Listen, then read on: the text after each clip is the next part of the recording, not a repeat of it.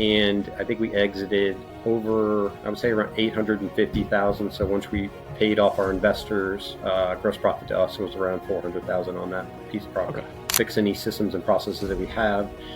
So our team of 8, and then our goal for this year is 1 million gross profits. But really, truly, we did this in 18 months. So kind of a timeline is, we started sending 10,000 text messages a month. The transition for you and like how you made this hobby, this side thing of doing a couple flips into... I always had this knack for wanting to do something myself. My parents own their own business and have for the last 20 years. Where you're redeploying your cash, right, for tax advantages. But as you go through a land deal, I'm curious how you fund the deals. And watching the profits go through those transactions and really piqued my interest. So I started doing a little bit of that on the side. I'm trying to get the difference in your process between flipping and land flipping and how that differs. On an island by themselves, didn't know where to turn, needed guidance from other people. Maybe a situation of what the seller looked like and then what your end buyer looked like. Your money is always kind of tied up in the next deal. So I was paying the contractor, fronting him. Brian, officially welcome to the Wealth Juice podcast. Corey and I are stoked to have you on the show today, man. I don't know, kind of recapping our relationship. And it's funny, we met in a different mastermind. We both joined separately, found out we were local to each other, and we got paired up in the same pod. I found out you're doing a lot of amazing things. And your journey has, over the last year and a half, like, it feels like it's 10x since when we first met. So I'm just excited to have you on the show, man. Reconnect. It's been a while, and it's good to see you. So thanks for being here. Thanks. Excited to be here. Yeah, man. So let's unpack your story. Take us back to, your early days. I think maybe let's start with the military and then kind of take us through how you became a real estate investor and got to where you are today. Well, yeah, excited to be here, guys. I joined the military in 2002, and that's where I kind of, was meeting people that are doing a little bit of real estate. It was ironic that we were talking about it way back then, but didn't buy my first property in 2017. While I was working W-2, went to Westchester University, did that in like a banking role for about 8 or 9 years, and then went to a hard money lender and was watching, house flips be taken down and watching the profits go through those transactions, and really piqued my interest. So I started doing a little bit of that on the side, bought my first flip, maybe November of 2019. And then kind of went full circle, and then COVID hit right as my listing went live. You couldn't show the property. So it was a tough time to start flipping in my journey, but was able to sell that property and kind of learned a lot, obviously, as you do on your first flip. Got a second opportunity and took that down kind of simultaneously. And then right then in May, as COVID was in full swing, I lost my job. So my daughter was being born in July, and I took that opportunity to just kind of make entrepreneurship my full time. And it was really a cool blessing in disguise to be home with my daughter, with my wife, and kind of do that journey with her in person, and then kind of scale and build up the house flipping world kind of simultaneously. And over that time period, we flipped about 25 to 30 houses, my partner and I, and also accumulated 8 rentals, and then bought our first flip, our first rental, in 2017 between my wife and I. So we have that. That's a great cash flowing property. Yeah, I would love to. First of all, Westchester University, I grew up right around Westchester. So that's very cool that we have that connection. And I know you're local to us, like, about an hour away from the Philadelphia area where Ryan and I are. So very cool I know we've chatted a couple of times, but it's just cool to meet other like-minded individuals that are in the same area and from the same area. I want to talk about the why behind real estate and why you got into real estate, because you went into this banking. Now there's a finance tie between banking and real estate, right? But something had to have clicked. You had a couple moments where things clicked, right? To real estate in general, and then we'll get into like the land flipping as like a second thing that went off in your head. But I'm curious, what made you even decide? Like, was it just looking at podcasts? What was it about real estate that made you be like, oh, I need to do this outside of what I'm doing at my job? Yeah, I think it was that first flip that we got into. I didn't know anything about what a BRRRR strategy was, so all the money that we put into that property stayed in that property. So I didn't know how to cash out refi. I didn't know the strategies kind of at that time. And then I always had this knack for wanting to do something myself. My parents own their own business and have for the last 20 years. So I was always interested, and I was trying different things. I tried a YouTube channel. I tried the Amazon Marketplace store, I knew I had this fire inside of me to do something for myself, and I didn't want to be constrained to a desk. Kind of coming from the military, it was kind of a, pivot, always doing things, always. I was kind of like that kind of lifestyle where anything could happen at any moment. But for me, working in an office or working at a bank just wasn't fulfilling enough for me. So again, as I saw a glimpse into the other side with the hard money lending component, I felt to myself, I know the numbers better than these guys. All I have to do is figure out how to run the contractors. I don't know how to swing a hammer, nor do I want to swing a hammer, but I know I can manage this process. And then once I dipped my toe into those waters, I knew right there and then that there was an opportunity for me to do this for myself. And then became my why, as you were saying, is I would love to get my wife out of work. So that started to build upon itself as we kind of amassed a few flips and saw this thing working, where that's where I was like, okay, now I'd love to get my wife out of work, and then we can be full-time parents as well as some kind of business owners along the way. But I just don't know what that was at the time.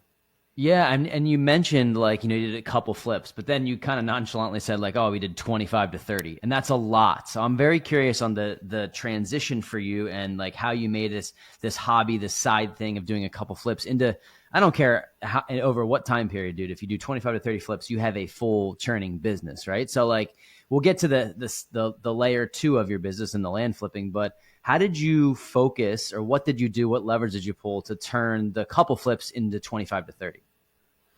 Yeah, it was networking. I had to do all the things that a house flipper should be doing. I had to market for myself. I had to find things off market. I think the only flip that I ever did on market, purchased and then took full cycle, was my very first flip. So I found that, and I think that was probably feasible, especially in this segment of the market that we're in 2019. But going forward, I just was not able to find a deal on the market. So I had to go source them myself. We had tried mailers, tried texting, tried PPC. That was pretty advantageous for us for house flipping for a bit, but it gets very expensive very quickly. So I just did all those things. I got out in the community. I talked to wholesalers. So I just built this little mini network around house flipping and, built this kind of inbound, outbound marketing system where I could find those properties. Yeah, makes perfect sense, man. So you're able to keep some, I always talk to flippers and they say, man, if I would have kept in maybe 15 years in the future, man, if I would have kept more of these rentals, if I was able to make the numbers work, that would be better, because it sounds like you're able to keep several of them as rental properties, and, 8 rental properties, certainly you're not on an island somewhere because of that, but you're building wealth, you have some cash flow coming in. So that's amazing that you're able to do that. I want to pivot a little bit into the land development, flipping, because this thing is really what took you to the next level. I mean, I was doing some research on you, and you've had, correct me if I'm wrong, it sounds like $1 million profit years because of this. That is unfathomable for somebody who's 2, 3, 4, 5 years into real estate, right? That's something that is just how does this game even get played? And forget working in a bank. You're I don't need to I can do this over and over and duplicate it and grow it. So how did land flipping come to be? And we can talk about what it is, but it seems like it's this thing that you've gotten really, really good at in a pretty short period of time. Yeah. So to summarize the house flipping kind of side of things, is we were doing them, and as most house flippers know, your money is always kind of tied up in the next deal. So I was paying the contractor, fronting him, the first deposit, getting that money rolling, putting down the earnest money, putting down the down payment to buy the property through hard money lending. So we always had a lot of money going into the deal, and then you're structuring your way out of it as you start doing each phase of the flip. But I always felt like I was very cash poor for a very long time. And I just knew for me, it wasn't a sustainable, get my wife out of work business for that. So, there's nothing wrong with it. People do it, the single house flips and then keep as many as rentals. That works. You just do have to amass a large portfolio. And then let's just say you've got 20 property, that's 20 roofs, 20 plumbing, opportunities for that to break down, electrical, times that all by 20. So that's why a lot of people do pivot in, obviously, into the multifamily, where it's all under one roof and everything can be done a little bit more seamlessly, and a lot more processes and systems can go in that. But as you do it, as we all know in the single family world, it's repeatable, but it just takes a lot of time to get that cash flow. So I listened to a podcast. I heard, a lot of different unique ideas about land where you can hold seller financing. You can get into entitlements, subdivides, and just traditional flips. So right there, my ears were peaked and my eyes were open to this. And I knew that this would be an opportunity. So I talked to my wife and I said, hey, is this something you'd want to do with me? And this could be your exit out of your W-2. And she came from like a really strong sales background, running a sales team. So it was a really good fit for me as a visionary, her as an integrator, to kind of build the operations behind the company, and then allow me to kind of go out there, make relationship with realtors, do all the things that I understand how to do, title companies, dispositions, and let her focus on the front end. So it really just was a podcast that I heard, and then I just went really deep into it, and then we can get to more into kind of step by step what we did along the way.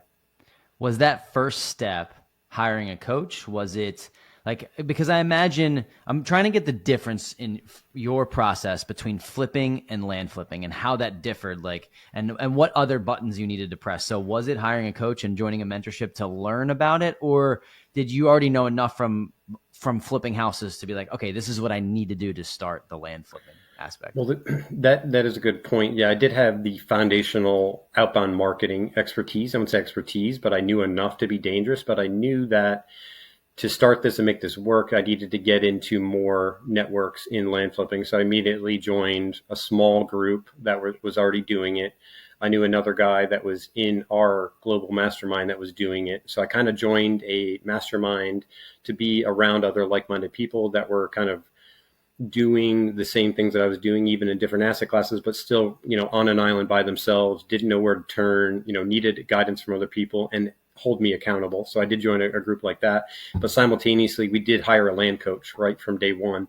And that we knew that if we poured a little bit of fuel on the fire right away, then we could, get this up and running and kind of create this kind of situation that we have today. And I'm very happy and grateful that we did that. I love it, man. I think we teach people how to buy their first or next rental property, but we always start with that because that expands the mind. And you see, okay, yeah, I have $300, $400, $500 a month in cash flow. Is that going to retire me off one property? No.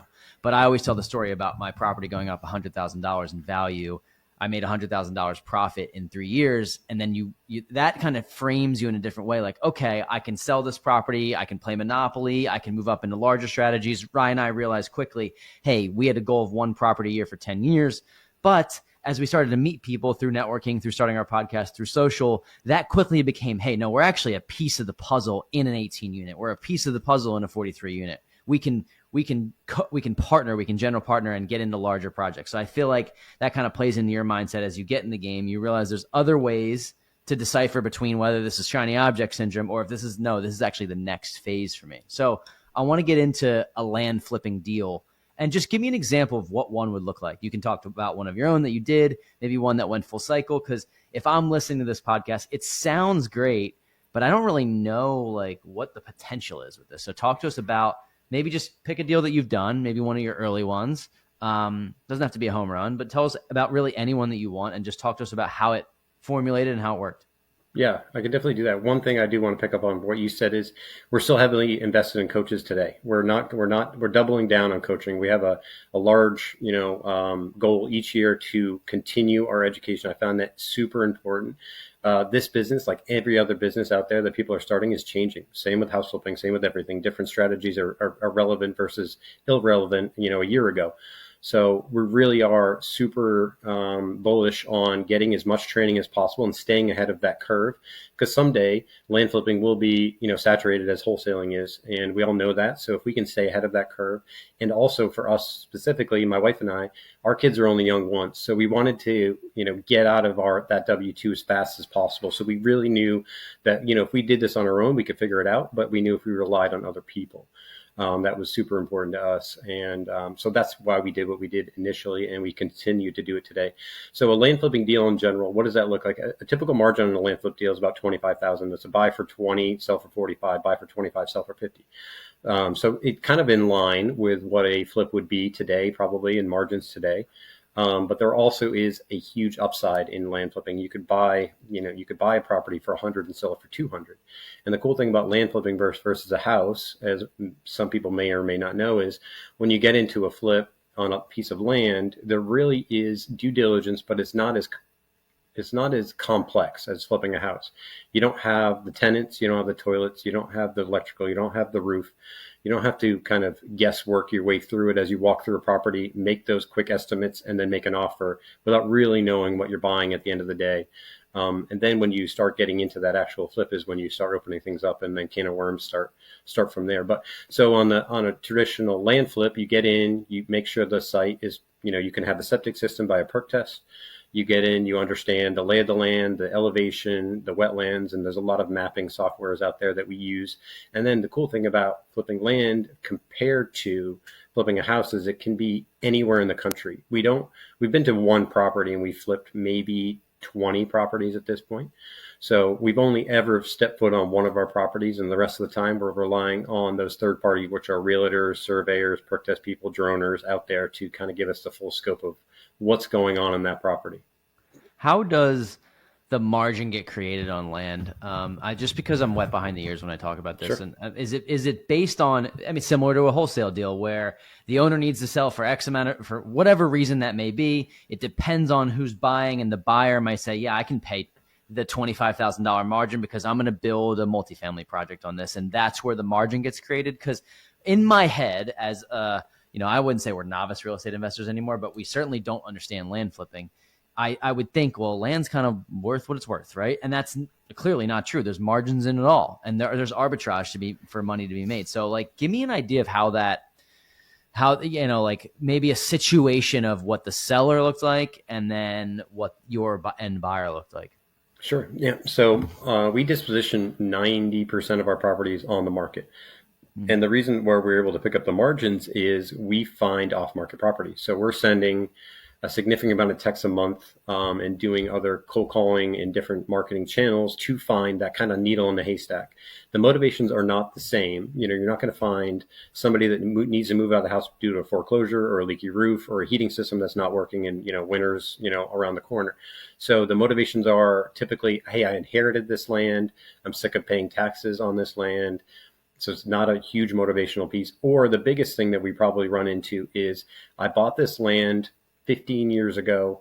My son now goes to college in New York. Our lives have changed. I'm no longer going to build my dream house. I just want to sell it. So those are kind of where we're picking and choosing and finding the land at usually around a 50% discount. So I gave you that 25, 50. So usually where we're buying it as is about 50% of what the market value is. We go ahead, we do our due diligence. We close on the property with our own money, and then we go ahead and list it on the market with a realtor that we know in the area that we trust and has given us all the information we can to make the best decision on buying the land. Got it. So you found that the text blasting has been your best marketing strategy. Is that true? Like the as opposed to mailers or as opposed to Facebook, is texting been your I imagine it's one of the more expensive strategies. So is that proven to be the best for you? Actually, it is actually the cheapest strategy of all all how those. much I know. There you go. So mailing, you're going to spend about 63 cents a mailer. You're going to send about 2 cents for a text. Obviously, you got to pay for the texting platform, the list, the skip tracing, uploading, everything. But we've only done text from day one. So we're a little unique in that manner, and that's what we learned on, and that's what we love. We want to be in somebody's cell phone and right in their ear at all times. And then we have a really good cadence follow-up and systems and processes in place to, get in touch with those people and have those meaningful conversations as soon as possible. I love it, man. I do want to get into systems and processes at some point, but as we're kind of carrying on through the episode, I want to talk about one of your deals. And I specifically do want to highlight one of the bigger deals that you've done, because I know recently you guys, I believe it was $400K in profit. Now, I know that's a unicorn type deal, but I do want to talk about that and just kind of how you navigated it, how you uncovered it, and then how you're able to turn such a big profit. Yeah. So that was a text message, cold text message response, get on the phone. This gentleman owned 149 acres, and it was split up over 6 parcels already. So, early in our land career, we did look at that as a flip. Now we could look at that maybe as a subdivide opportunity, or, we added more tools to our tool belt along the way. But in this situation, we found this land, 149 acres, and same situation I just described. He inherited the land and has no use for the land. He lived in another part of the country. So our best avatars are somebody inherited the land, they're never going to use the land, and it's in another state. So it's something that they'd never seen or never planned to do anything with. So we, got on the phone with him. It was a longer close period, high dollar amount, but yeah, we ended up buying the property for $310,000 and exited over time. Took us honestly about 90 days to 120 days when we were fully exited the property, all 6 pieces. Some were grouped together, some were sold in as separate parcels, but about 120 days. So if you compare that to a house flip, I think that's a really good timeline. And I think we exited over, I would say around 850,000. So once we paid off our investors, gross profit to us was around 400,000 on that piece of property. Okay. A couple of things. That's amazing, man, by the way. So you mentioned paying off some of your investors. I want to talk to what that means. And then also, can you talk about maybe just, and I know you touched on this briefly, but as you're analyzing a deal like this, how can you project what the potential profits could be? And I know that it's just hard compared to traditional investing models, if you will, like a buy and hold. So I'm really curious for me, right? Like going through this, having no idea land flipping, right? Heard it a couple times, and people listening, they're probably like, dude, that's amazing. But how would I be able to dissect a deal like that and even fathom coming up with that profit? Yeah, so since they were in 6 parcels, I individually comped each parcel. Same thing as you would do on a Zillow. That's all we do. We took them, look at them at Zillow, price per acre. We look at the wetlands. We look at everything that I kind of mentioned earlier and see if there's anything on the property that would devalue the property. Make sure it has road frontage. You want to make sure you have legal access. You have physical access to the property. So those are the major components. And then I simply ran those on like properties within over a 12-month period in the vicinity of where this is located.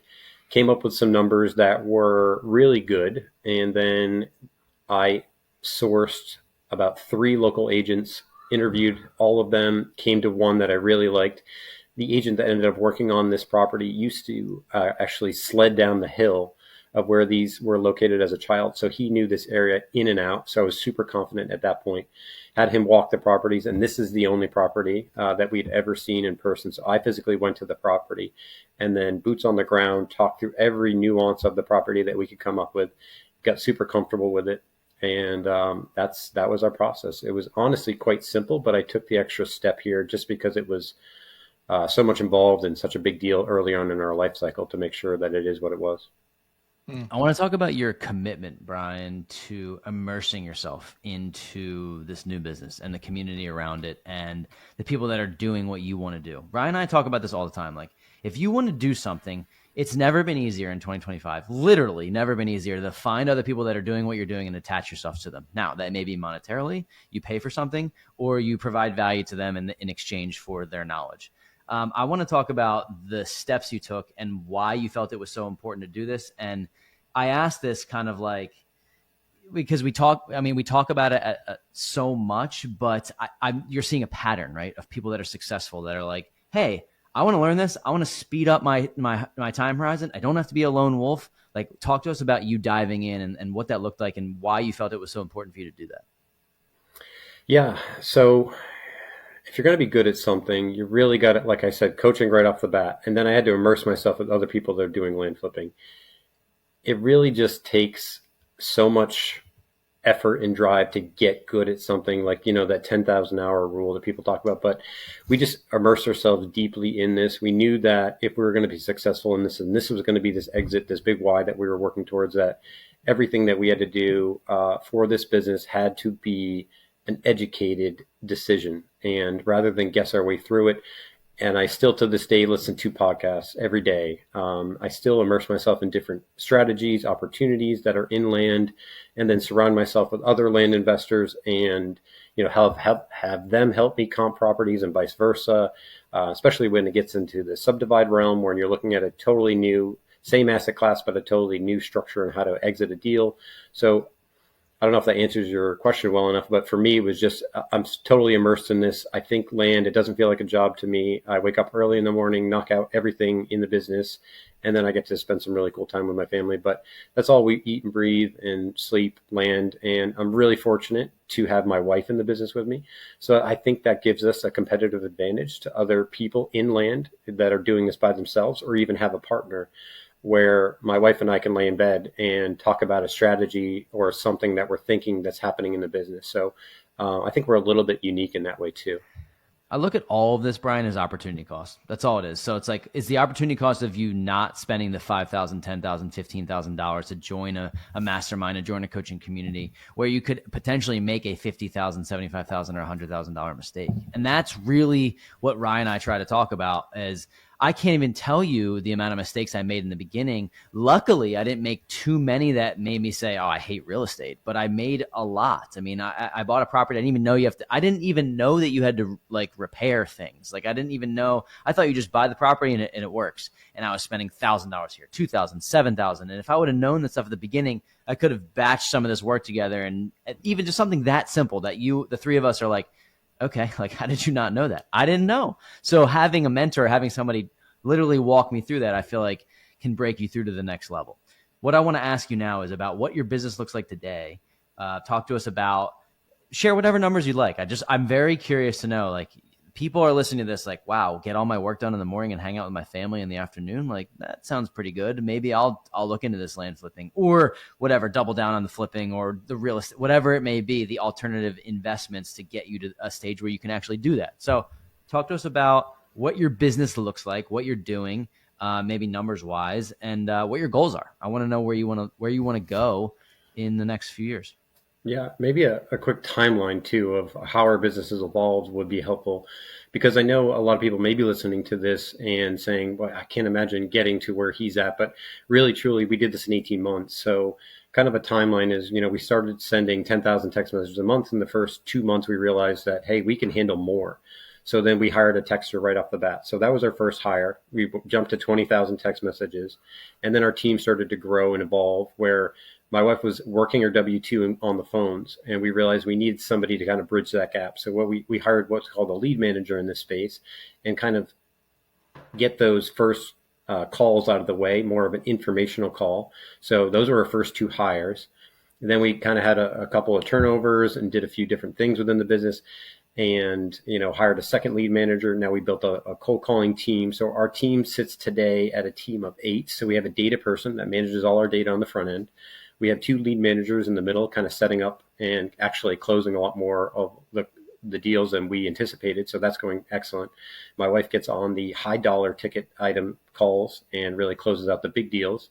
And then we have 2 cold callers currently. We're going to look to hire 1 more, and then we're going to hopefully be able to stop at that point and kind of plug any holes, fix any systems and processes that we have.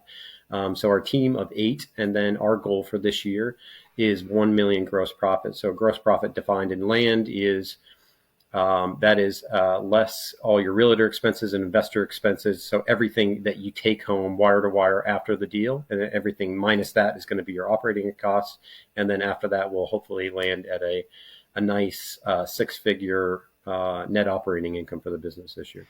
I love it, man. I was talking to Ryan and I were both talking to Cole Rude Johnson. His podcast is probably, if you're listening to this, it probably came out a couple weeks ago. And he said to me that it kind of really stuck out because he's probably, I think he's 26 and he was doing like multiple millions. Like he did all the things, the cars and everything. And he said, what I found actually is that $1 to $5 million small operation, you call it small, for a lot of people that's huge, but like where you have a few employees, it's you and your wife or you and your partner, they call that a lifestyle business. And I thought that was really interesting to me to hear. It's a lifestyle business. Do you want a $25 million, $100 million company that you have 50 employees and you wake up every day with problems that you can't even fathom? Now, maybe are you taking more net home?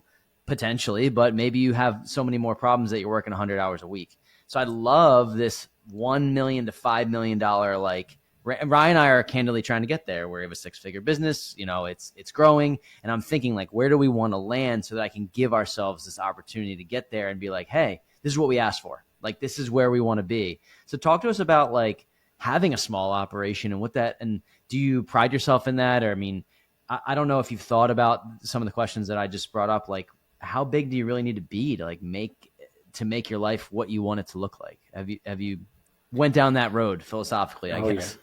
Many times. Our lifestyle with 2 kids under the age of 4, a 3 and a 4-year-old, is we want to just spend more time and travel. And luckily this business, like I said, is very transient. So in 2 days, we're going to be in Florida for a month, and we're going to check out Florida and see if we like that. So this business allows us to pick up and move, and then kind of replant ourselves in Florida. So we know that, the rat race of running basically a marketing company with a focus in land isn't something we want to do forever.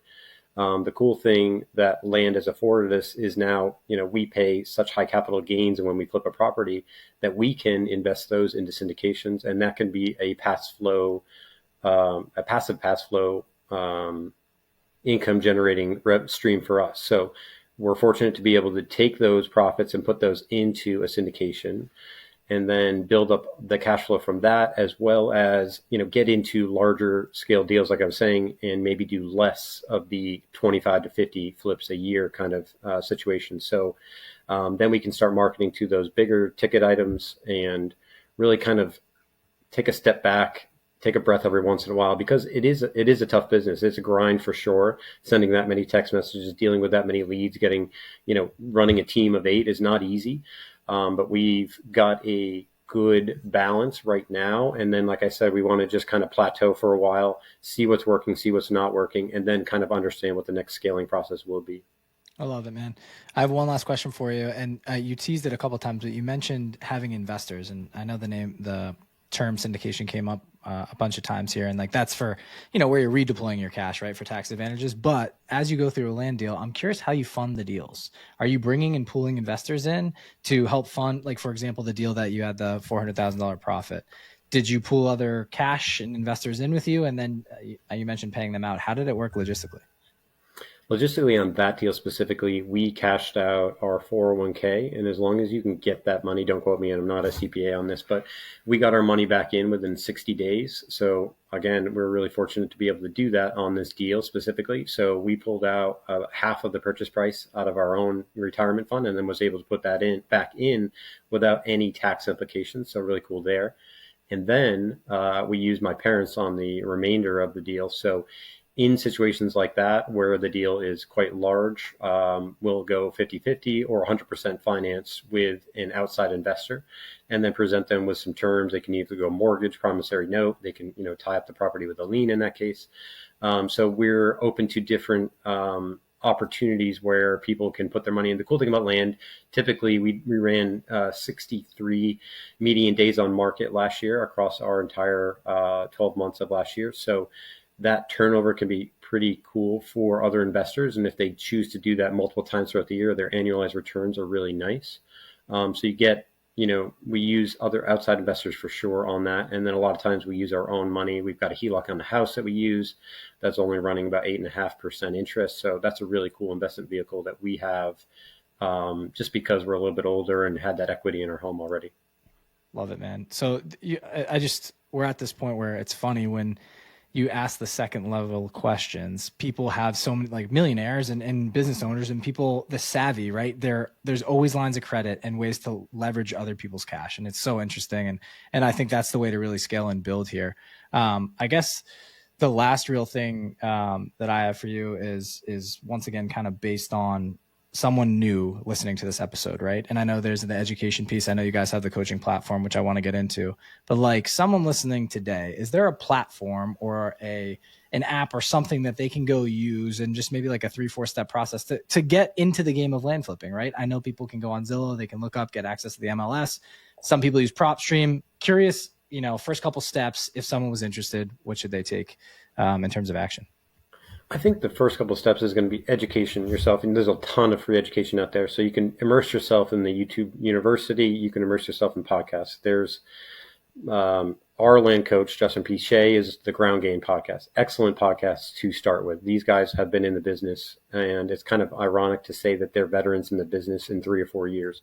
So the cool thing about, obviously, we've talked about in land is the ramp up period can be much quicker. So 3-4 years in the business, these guys are doing really well, and they've got podcasts out there. So if it were me, I'd start with podcasts, understand what's happening, what the process looks like, start from the bare bones in the beginning. And then I would start, and then surround myself in some kind of mastermind or coaching program to really elevate it.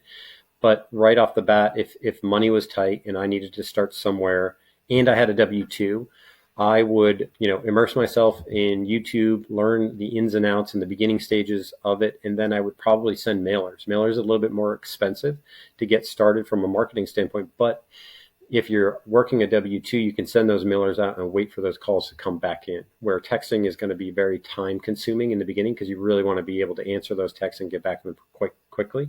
So we had a little bit of a benefit where I wasn't working obviously at the time, and I could, involve myself in the texting on the upfront. And then we quickly hired a texter to kind of take over that role. But if it were me, I would kind of learn everything for free in the beginning, dabble my feet in trying to pick a market. So in order to pick a market, you really kind of want to look at Zillow, start with a county per se, and then see what is my sell-through rate? Like how many lots are on the market versus how many have sold. And if that number on the sold side is double the amount on the for sale side, then I would like to, then I would dive into a little bit deeper. What are the prices of those properties? And you can learn a lot of that for free online to kind of how to pick a market, how to send mailers, and then get that ball rolling. If you have more time and you really want to get into the weeds on texting, that's an opportunity as well. But like I said, if you're working at W-2, a little bit more difficult. But that's the way I would start this, honestly, is just educate myself and then start picking markets, getting comfortable with that, and then really start underwriting those deals as if they were yours.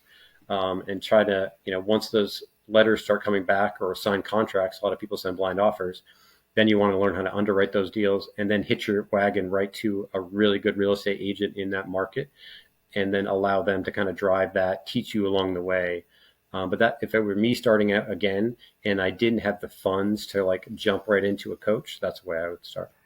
That's very concise. Great advice. I really appreciate it. Really last question for me. How old are you, by the way, Brian? 43.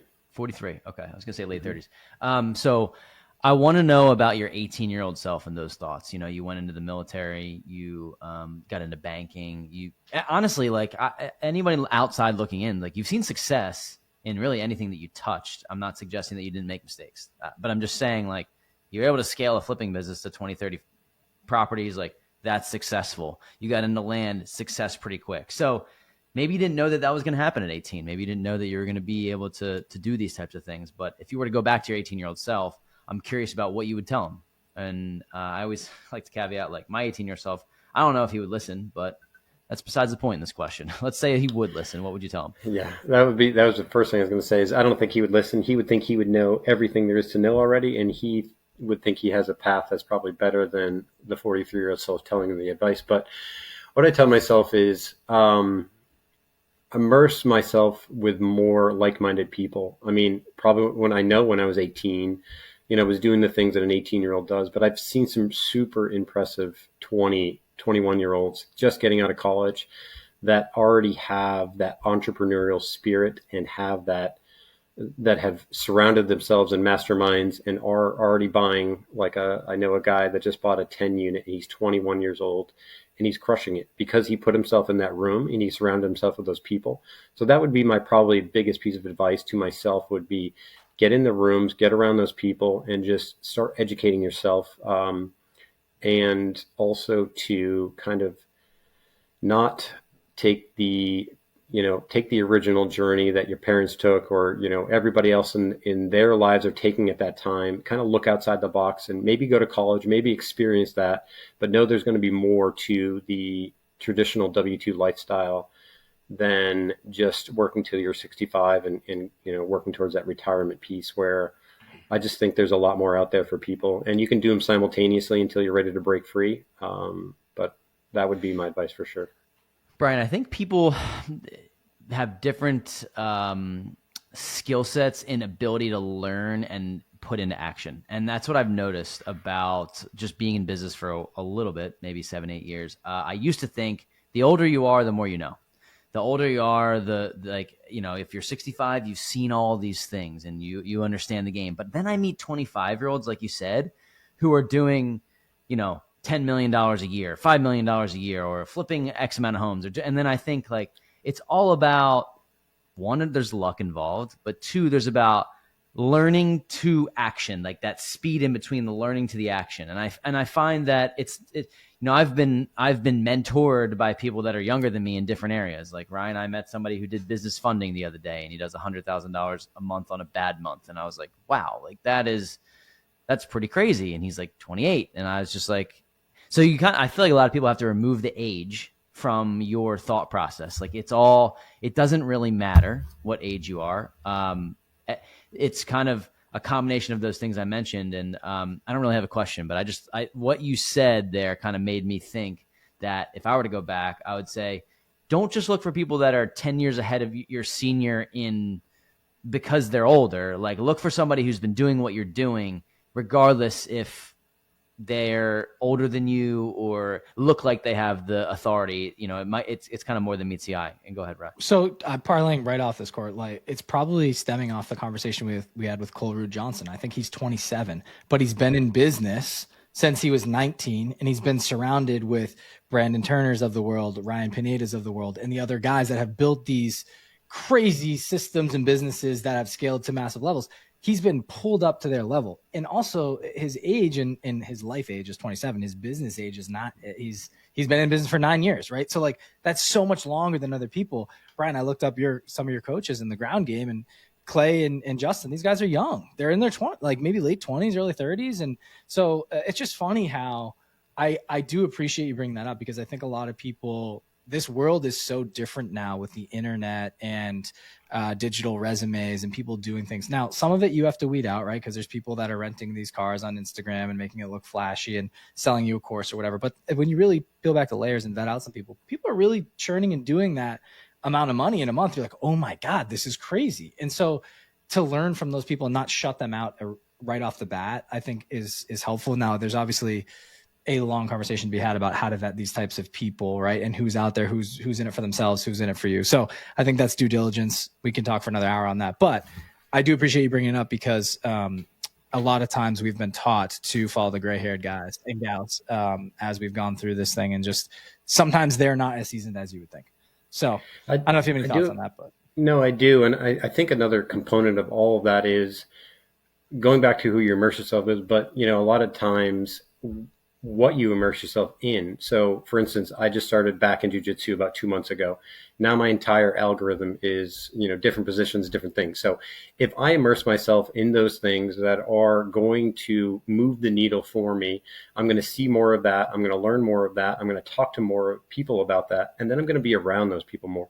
And that's all I'm going to think about. And that's really, I think, where it all stems from. I think those 21-year-old guys, the guy that I was just referencing, just graduated from Yale, super smart guy, but he immediately put himself in that room, and he knew when he graduated Yale that this is what he wanted to do. So he's a really impressive young guy, and I think he knew it, he followed it, he learned it, he figured out what he wanted to do, and then all he did was consume himself with that material.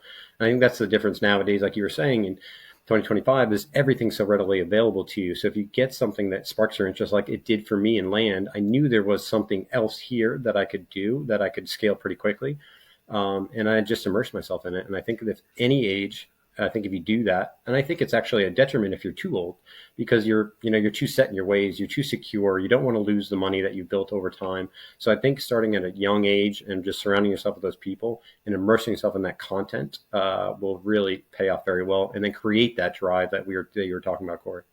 Yeah, and it starts with the alignment for me, like aligning yourself with somebody that you see yourself in, regardless if that's like, hey, I don't need, like, I'm 33, right? But like, I don't need to be like, hey, in 5 years I'm going to be like that 38-year-old. I just mean like, this is somebody that my business mirrors, and this is somebody that I want to be around.